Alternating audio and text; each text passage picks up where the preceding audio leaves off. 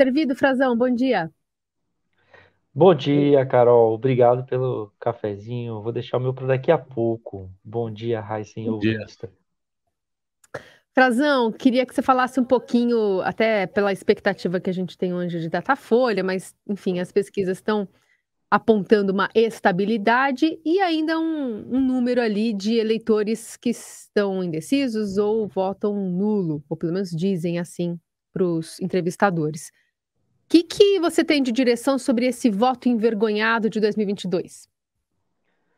Pois é, Carol, eu tenho dito sempre nas minhas conversas que a nossa expectativa para essa eleição era muito grande e que as pesquisas mostraram um cenário de muita estabilidade, não foi pouco, né? A gente está vendo um pouco agora já para muita gente de migração do voto útil, o voto estratégico, principalmente, claro, na disputa nacional, que mobiliza todas as atenções de uma eleição geral, como a que a gente está vivendo, mas também em alguns locais tem voto útil regional. Aqui em Brasília, por exemplo, tem no Senado, foi deflagrado um voto útil numa candidata de direita contra outra da direita, a senadora a, ainda, né, ainda ex-ministra Flávia Arruda com a ex-ministra Damares Alves, deputada Flávia Arruda, estaria recebendo Curiosa demais essa história, né? voto útil da direita, da esquerda, né? No caso,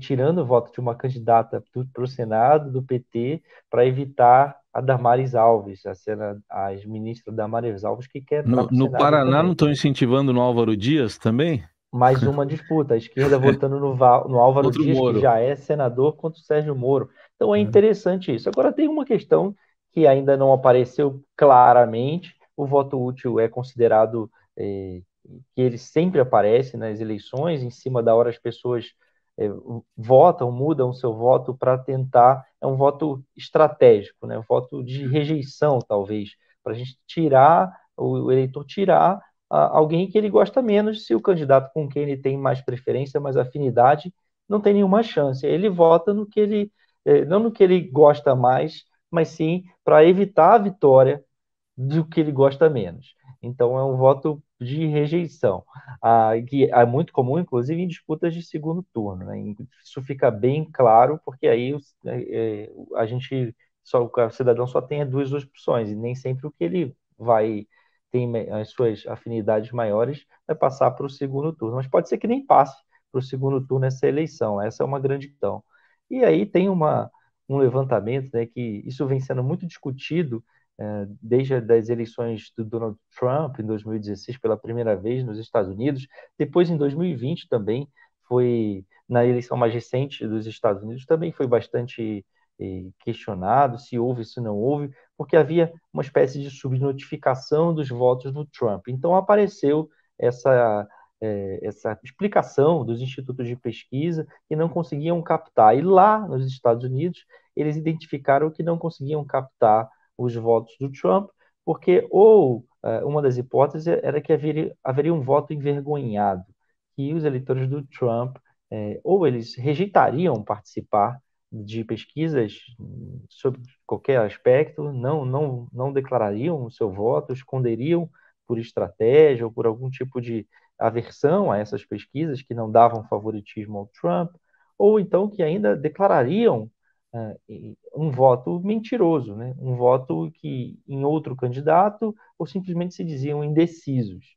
Daí isso também está sendo transportado agora para nossas eleições. E eu fui conversar primeiro com uma pessoa que é um psicólogo, o Alexandre Coimbra Amaral, para a gente entender que seria o fingimento de vergonha, como é que isso pode operar na cabeça do eleitor. Ele conversou comigo e eu vou pedir para a gente soltar um trechinho dessa primeira explicação dele.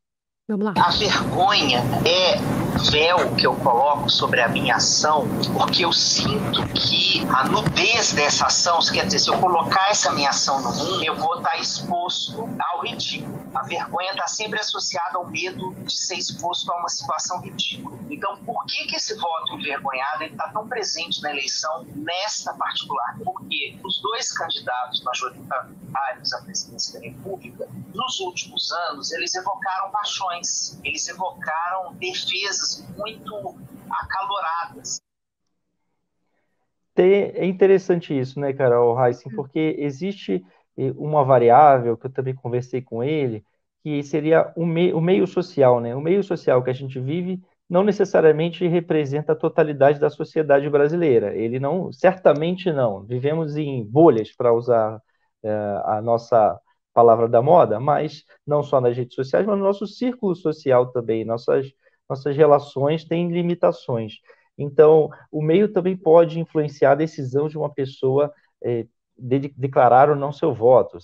Aí, alguns institutos de pesquisa, alguns cientistas políticos, sociólogos que lideram aqui no Brasil, dizem que ainda não é possível identificar se há ou não um voto envergonhado presente nessa eleição, que seria preciso aguardar os resultados da eleição para daí então se estudar um pouco melhor isso. Mas o meio social tem um traço da psicologia política, que seria que a pessoa, que eles chamam de espiral de silêncio, que seria identificado como uma pessoa tende a omitir a sua opinião quando ela não é a majoritária, ou ela não tem ampla aderência, aceitação no meio onde ela vive.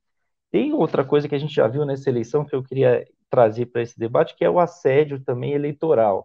Nessa eleição e na passada, nós vimos, por exemplo, empregadores que apoiam o presidente Jair Bolsonaro pregando demissão ou ameaçando com demissão funcionários que não votarem no candidato que eles defendem. E já vimos, inclusive, o Ministério Público atuando sobre esses empregadores. Há uma cidadã chamada Roseli, que foi identificada na Bahia, no Ministério Público do Trabalho já atuou, ela inclusive gravou um vídeo pedindo para os empregadores ruralistas demitirem sem dó, e depois, por causa dessa atuação, ela gravou um vídeo se desculpando, e Luciano Hang, da Havan, em 2018, passou por um processo semelhante, quando ele dizia que as lojas deles poderiam fechar e ele ia ter que demitir, que perderia empregos e investimentos. E aí tem uma outra variável interessante, que não é só desse meio social, né, mas que eu acho que pode ajudar a entender, Carol e Royce, um pouco desse voto, ou como é que se daria, que é o medo. Eu também falei com o Alexandre sobre isso, como é que seria o voto do medo, porque eu entendo que não só o meio social, mas um voto do medo talvez não seja especificamente um voto de vergonha, mas sim um voto mais escondido, né? Se a pessoa tem um medo de expor o seu voto, seja por algum motivo como esse, uma espécie de punição, ou até da violência política, que, segundo ele, também está muito presente.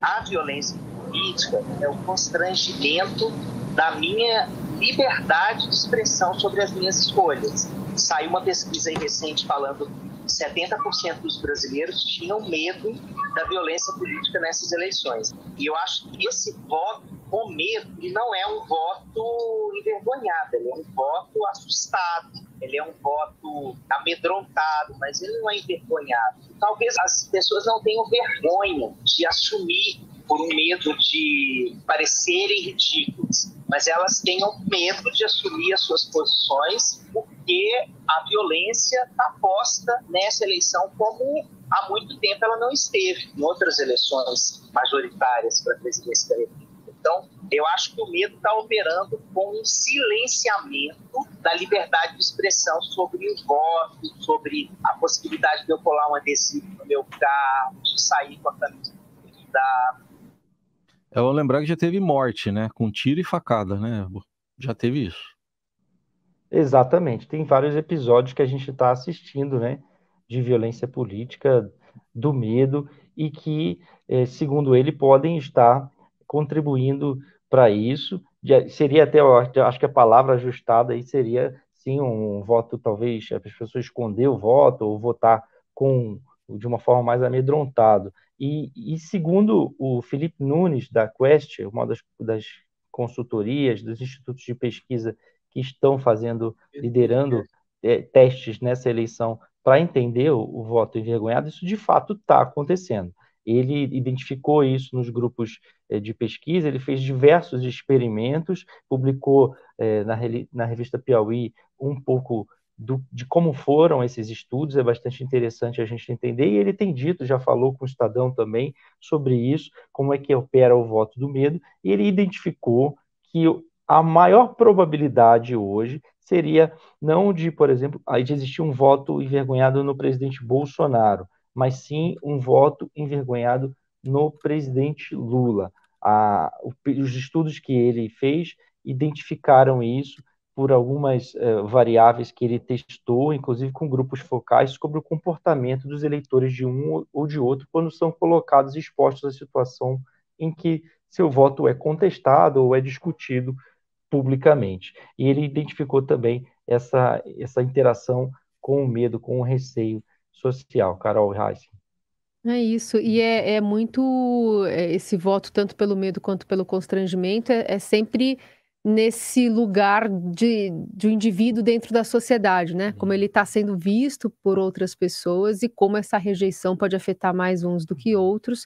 E aí como a gente está vendo esse movimento, por exemplo, do PT, né, muitos artistas, ex-ministros do Supremo Tribunal Federal, enfim, colocando essa nuvem, né, de apoio a ele. Talvez para justamente romper essa possibilidade de um voto mais envergonhado e ter essa virada como estratégia de campanha, né. Bom, domingo a gente vai ter as respostas, né, para tudo isso aí.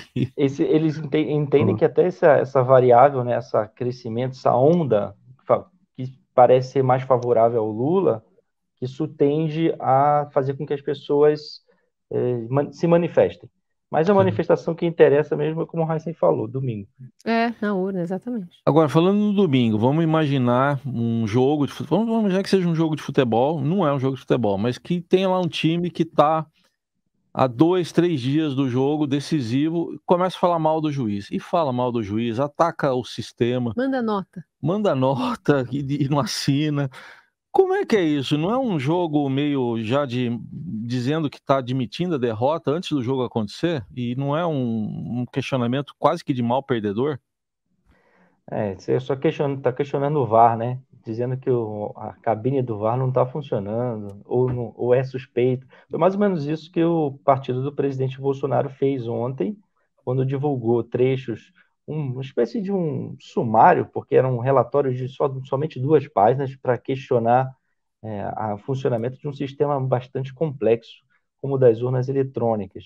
Mas depois a gente soube que aquilo era só um resumo de vários questionamentos que eles fizeram, protocolaram há cerca de uma semana atrás, há 10 dias atrás, no Tribunal Superior Eleitoral. E o partido do Bolsonaro fez esses questionamentos, colocou lá as suas razões, levantando até a hipótese de manipulação de resultado dentro do TSE, dentro da corte, dentro da equipe que desenvolve os sistemas, alegando que não havia controle externo sobre os softwares, que não havia controles para evitar, até como se os servidores da Justiça Eleitoral pudessem ser corrompidos a fazer algum tipo de manipulação, beneficiar um ou outro candidato.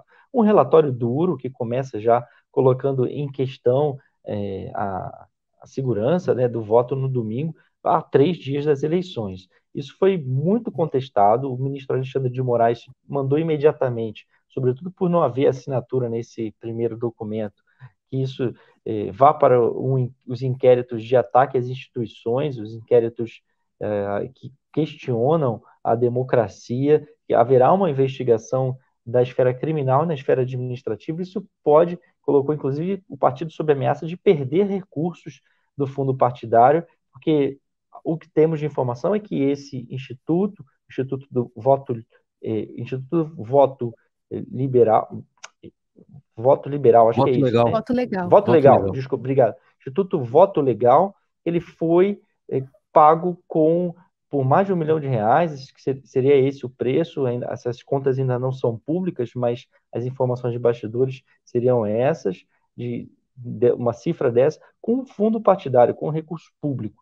Então, teria sido usado recurso público para financiar o Instituto Voto Legal, que é registrado por um engenheiro, o Carlos Rocha, um engenheiro do ITA, né, um engenheiro que vem questionando o voto, inclusive tinha dado já entrevistas antes, dizendo que apontaria alguns problemas, só que eles sequer, Raíssa e Carol, sequer foram inspecionar os códigos-fontes como outras entidades que estão fiscalizando as eleições nesse ano, como as Forças Armadas, a Polícia Federal, até partidos políticos como o PTB mandaram lá seus representantes.